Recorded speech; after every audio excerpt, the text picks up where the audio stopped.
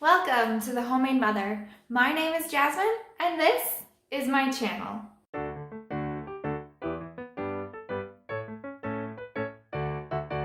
Welcome back, guys. We're doing a series called Trial and Error, and in this series I am doing a bunch of different gluten-free box mixes.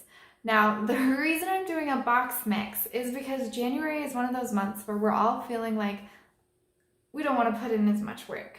So I love the idea of, from time to time, of course, using box mixes to help you make something homemade, but with a little less effort.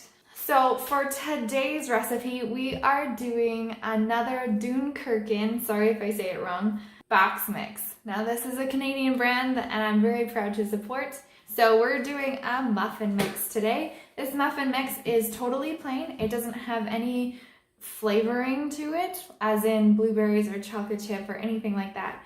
Which means if you wanted, you could add in blueberries or chocolate chips or whatever your favorite ingredient in muffins is to make it solely your own. But basically, this is the beginning of the perfect muffin, supposedly. So we're gonna try this mix out, see how it goes.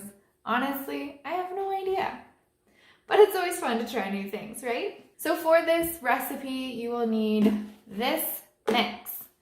A 3/4 cup of milk, 2 eggs, and a 1/3 cup of oil. Let's jump right in. I just realized we don't have a beater. Let's jump on in. Okay, so obviously first we need our mix. Now, if you've been following along with me and watching all of my previous videos, the video I had before this one was another muffin mix. It was from a totally different brand and it didn't have sugar in it. This one does contain sugar, so don't go feeling like, oh my gosh, I'm just gonna throw in my own stuff. Sugar is the second ingredient in this mix. It's kind of nice not to have to add it, but I also did like the fact that you could add it. Let's add our eggs.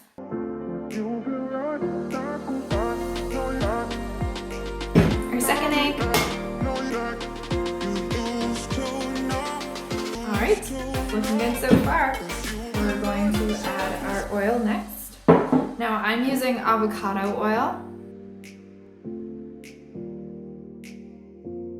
Alright, and the last thing we're going to add is our milk. I use silk coconut milk.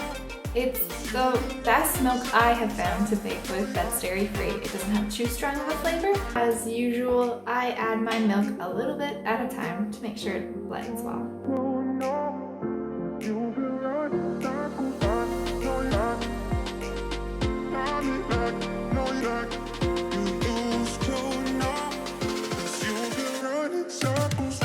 Alright, so we've got our batter, we've got our cupcake tray with silicone cupcake liners.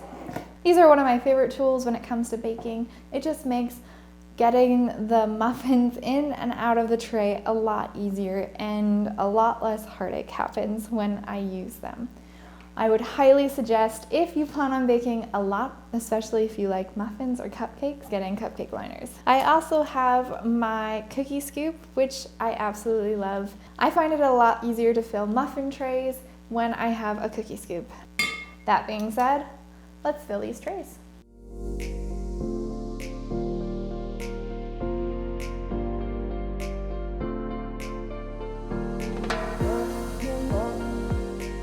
And for this mix, it says to bake them at 375 Fahrenheit for 30 minutes. So that's what we're gonna do. We'll be back soon.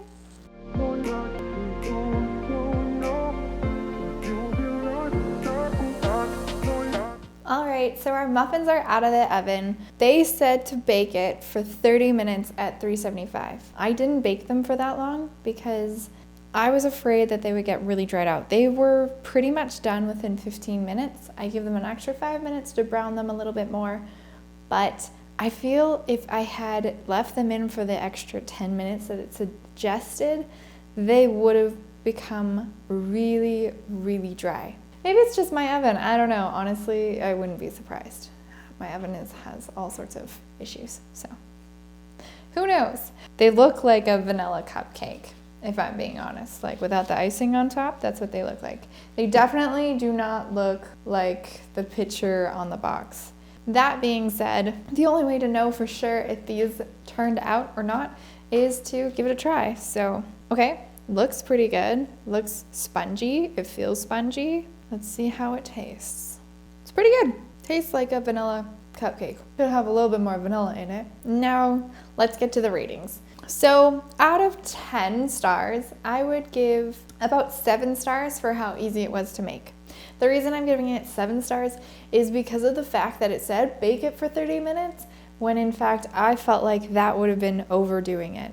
As for the amount of ingredients I had to add into it, I would give it a 9 out of 10. There were only 3 ingredients. It wasn't hard to do. They were very clear about what I needed to add. As for the ingredients that are actually contained in this recipe, I would give it an 8 out of 10 because corn was not the first ingredient in this mix. Also, I understand what most of the ingredients are, and there isn't a huge list, which always makes me feel a little bit better. The less ingredients, the better I feel about it. As for texture, I'd give it a 7 out of 10. It's pretty good. It's definitely close to the texture that I'm wanting for a muffin, but I think my problem with this recipe is that this was a little bit too close to a cake recipe and not close enough to a muffin. And as for the taste, I would actually give this a 9 out of 10.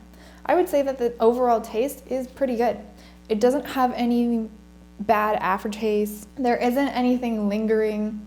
It does have flavor on its own, which I think is important for a base of muffin mix. Overall, I think I would give it an 8 out of 10. Overall, it was easy. There wasn't a lot of ingredients. I liked most of what was going on. The texture was pretty good and it tasted really good. I can't really complain. I think it's a good recipe, all pluses. So I would buy this again, and I do think it's overall a good mix. I'm so grateful that you guys came and hung out with me today. Thank you for watching. Give it a big thumbs up if you liked it, and if you want to see more from the Duinkerken or any other mix that you might find in the gluten-free section, be sure to comment below. I would love to hear what you're making or what you're interested in seeing me make. Well, that's it. Ta-ta for now.